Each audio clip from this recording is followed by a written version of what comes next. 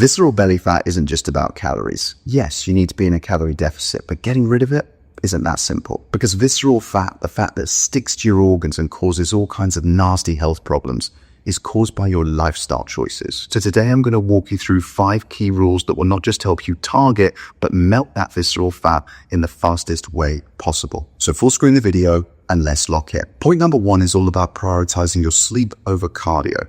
But this isn't about sleeping more. Let me explain what I mean. You see, unlike subcutaneous fat, the fat that sits under your skin, getting rid of visceral fat isn't as simple as creating a calorie deficit. Yes, you need to be burning more calories than you're consuming, but visceral fat is a little bit different because it's stress driven, and stress is ultimately dictated by your lifestyle choices. Now, we like to believe that stress is out of our hands, but the reality is, as grown men in the modern world, most of it is within our control, and a lot of it revolves around the fact that most of us just aren't sleeping properly. Whether it's late night Netflix binges, caffeine overloads, or doom scrolling on social media late into the night. These bad habits is what's keeping your body stuck in fight or flight mode. Now, most men think the solution to this problem is to attack it with more cardio. But in this instance, the opposite is true. When you spend time, and probably more importantly, when you focus on recovering properly, that's when your body finally starts to let go of the visceral fat. And this is exactly why sleep is the hidden accelerator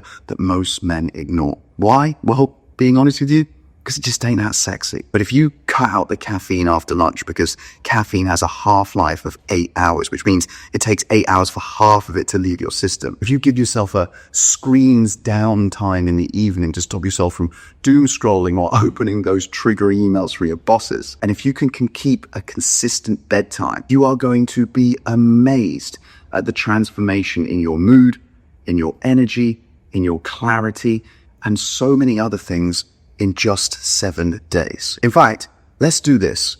Let's set you up with a 7-day sleep challenge. For the next 7 days, you're not allowed to look at your phone for 1 hour before bed. You're not allowed to have caffeine after midday, and you have to commit to a time that you're going to go to bed and wake up at the same time every day. If you do that, if you stick to those 3 rules for the next 7 days, you're going to be blown away by just how different you feel. Because when you sleep properly, your stress goes down. When your stress goes down, you have more mental bandwidth. When you have more mental bandwidth, you're not stressing about the little things. When you're not stressing about the little things, you have more energy, and more importantly, you have more drive. And when you have more drive, you want to get up and you want to do the hard things. And if that wasn't enough to convince you, then check out this new sleep study that just came out. It divided 2 groups on the exact same number of calories, and the only difference between them was that one slept 8.5 hours and one was deprived and just slept 5.5 hours. You can see that both groups lost the same amount of weight, but whereas the group who slept well were losing fat, the group who were underslept were losing muscle. So you can see conclusively just how powerful sleep is when it comes to your overall health, whether it's your physical health or your mental health. I'm not expecting you to sleep 9 hours like some of the doctors will tell you need to. I know as a man in the modern world with all the responsibilities and probably more importantly, all the distractions that you have in front of you, it's next to impossible to get that. Maybe once in a blue moon, but 7 hours of high quality sleep, 3 or 4 or 5 days in a row completely changes your existence. So that is rule number 1. Rule number 2 is to walk more than you work out. Pretty much every single guy who joins my coaching program, the thing that they are most excited about is their workout program. And I understand why. They get their workouts in a nice, shiny app. They have images of themselves transforming into Sylvester Stallone or Arnold Schwarzenegger. But as I say to all of them, and I'll say to you right now, what you do out of the gym counts for so much more. Because even if you were training like Arnold Schwarzenegger 6 days a week for 2 hours a session, you would only be spending 6% of your week in the gym. Now, that's an extreme example. Let's say you're a regular guy who can commit to 3 full body workouts a week that last 45 minutes. That's just over 2 hours a week, which adds up to less than 3% of your time. So I think it's fair to say that what you do in the remaining 97% is going to count for a heck of a lot more. Don't get me wrong. I'm not telling you to stop going to the gym. Strength training 3 to 4 times a week is fantastic for you, but it's your daily movement that creates that calorie deficit. And it also keeps that stress hormone cortisol nice and low. You see, walking has been proven to activate a part of your autonomic nervous system called the parasympathetic nervous system. This is linked with rest, recovery, and digestion. When you're outside, getting fresh air and moving about a little bit, that's what brings your brain out of fight or flight mode. And remember, the goal here when it comes to melting that visceral fat as fast as possible is to do everything that we can to reduce our stress levels. Walking doesn't just do that, it's also a fantastic way of creating a calorie deficit. In fact, if you were to do 10,000 steps a day for a year, it's the equivalent of you running 70 marathons. And if you were to do that and change nothing else about your training, about your diet, or anything else, you would burn 40 pounds of body fat in 1 year, just from that one change. So that's your practical goal right now, is to aim for 8 to 10,000 steps a day. Or if that's not manageable because you live a little bit of a hectic life, then just ladder it up to trying to hit 70,000 steps a week. But that might seem a little bit overwhelming to a lot of you guys, because I know that the average guy is only walking about 4,500 steps a day. So if that's the case, the challenge for you today is to get up and move around for 10 minutes during each hour of the working day. 10 minutes times 9 hours is 90 minutes. And 90 minutes is all it takes to hit 10,000 steps a day. Now, I said that you want to walk more than you work out, but you definitely don't want to be giving up your gym. In the gym, you want to be prioritizing your strength training. If you've only got time for 3 sessions a week, then make them full body. Focus on compound movements and progressive overload. So compound movements are the exercises that use the biggest muscles in your body. And progressive overload is where you increase the amount of volume, so the reps, the number of sets, or most importantly, the weight that you're lifting each session. So let's say you're leg pressing 100 kg for 10 reps and you're doing 3 sets in week 1. That would be 3,000 kg. In week 2, your target is to beat that. So you could either keep the same 10 reps and 3 sets and increase the weight to 110 kg, or you could keep the weight at 100 kg and just add 2 extra reps to each of the 3 sets. Or if you're a real savage, you could do both. But this is really important because muscle mass is the best long-term fat burning weapon that you've got. And that's because lifting weights shifts the hormonal balance away from storing fat. Muscle is also metabolic tissue. That means it's active. And if it's active, it means it's burning calories, even when you're not working out. And this is why you probably heard people talk about lean muscle mass and how important that is. We're not talking about becoming massive bodybuilders here. We're talking about having lean muscle mass that's metabolically active so that you burn more calories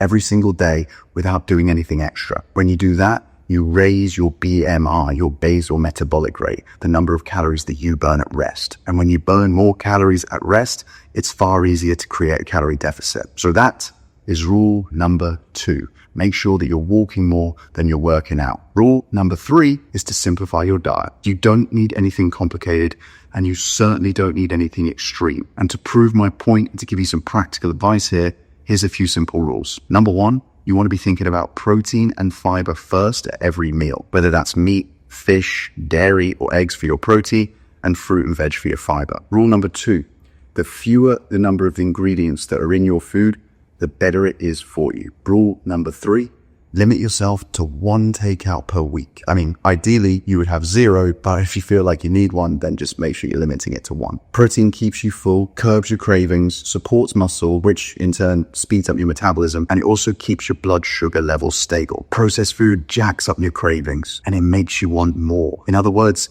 it keeps you on this hedonic treadmill and in this vicious cycle. And crash diets jack up your stress and completely wreck your testosterone. Our goal when we're trying to get visceral fat is the exact opposite. So even though you might lose 5 or 10 pounds in a couple of weeks, our goal is always to create a sustainable routine. Sustainable deficits shrink the visceral fat faster because you can actually stick to them. But if what I said just went a little bit over your head, don't worry. What I'll do is link my free recipe book in the description underneath this video. It contains 15 fat-burning meals that you can make in 15 minutes or less that are all high in protein and, in my personal opinion, absolutely delicious. To be clear, I'm not saying that you have to eat these foods to burn fat. Treat this as a little bit like an inspiration book. And then rule number 4, linked closely to your diet, is to cut out the liquid calories and the booze. Because the fastest way to sabotage your fat loss is through the hidden calories that are in the liquids. These add up without even filling you up. And alcohol, unfortunately, is the worst offender. Listen,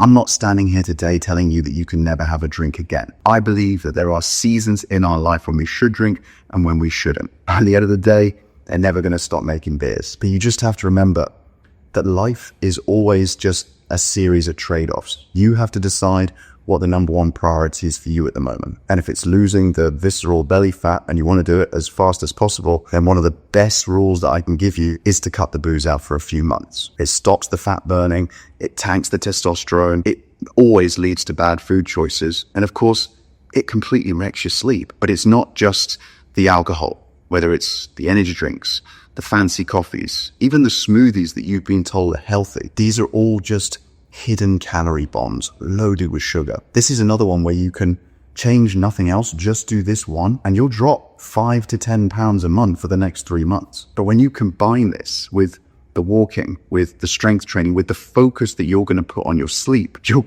going to become unstoppable, man. So the practical advice here, listen, I'm not going to lie, it's a little bit boring, but stick to the water. If you need the caffeine, make it a black coffee. And if you want to spruce things up a little bit, then throw some electrolytes in your water, or make a squash. And then last but not least, rule number 5, probably the most important of them all, because it's the rule that's going to make rule 1 to rule 4 easy to stick to. And that's building the warrior mindset. The guys who win this game don't see this as a sprint with a finish line. They recognize this as a new way of living, because you're not just going on another diet, you're changing your lifestyle. And the way you change your lifestyle is by changing your habits. Now, everybody likes to add the new shiny habits. What people don't want to do is get rid of the old bad ones. But you have to get rid of the bad to make room for the good. Once you've done that though, nothing burns visceral fat faster than stacking small wins every single day. Because at the end of the day, hacks fade and habits compound. Whether it's morning sunlight, how much water you drink, daily movement, or how much protein you're eating. All of these set the tone for your hormones and your energy. And front-loading the healthy behaviors makes it much easier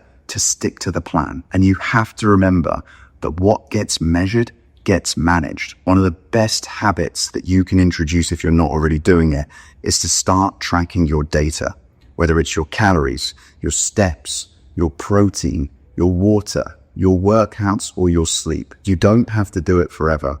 But at this stage, the more data points that you have, the more focused that you're going to be on this. And the other great thing about data, which I absolutely love, is that it removes the emotion from the equation. You know what it's like. When the emotion is high, we tend to make bad decisions. But when we're thinking logically and rationally, when we've got the data in front of us, that's when we make the best decisions. And the other thing that data does is it completely removes the excuses. You might think you slept well, or you might think you trained hard, or you might think you ate healthy. But how do you know if you don't have the data? It creates the awareness and removes the guesswork. Hopefully you've watched this video and you're feeling motivated right now. But let me explain what's going to happen next. The first few days, you're going to feel great. Then day 4 to 5, it's going to get hard. You're going to forget why you started this in the first place. You're going to lose sight about why this is so important to you. And trust me, you're going to be extremely tempted to go back to your old habits. But do me one favor,